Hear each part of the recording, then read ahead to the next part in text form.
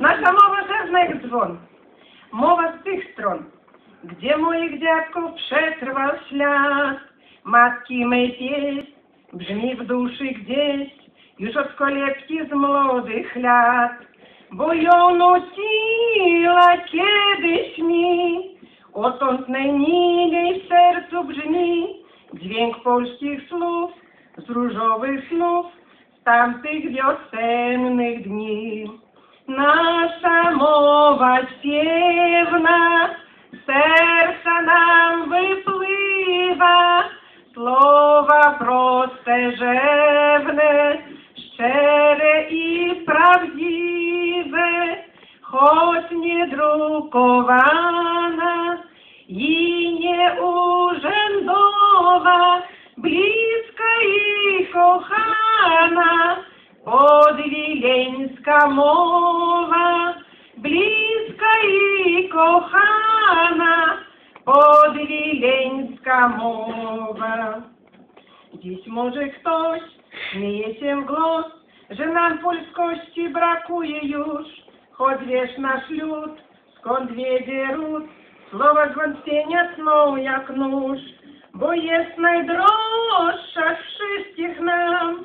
Mowa to dzięki nutce znam, będzie nas Bóg wysłuchać mógł u progu ostrych bram. Wszyscy.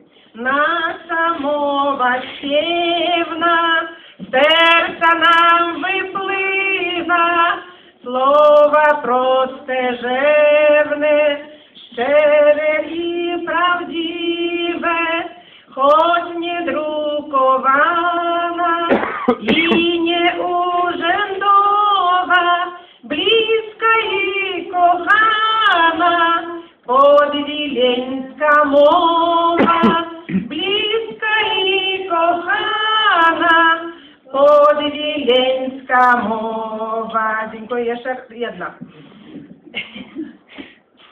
Tak. Gdy zwiedzić masz piękny kraj nasz, od wsi pod Wilnem też nie stroń, spotka cię znów dźwięk polskich słów. Pójdź więc uściśnij chłopską dłoń, los gnębił ludzi z ziemi tej, uczciwie zrzekli mowy swej, nie zginie wieść, gdy dźwięczy pieśń głos wileńszczyzny mej.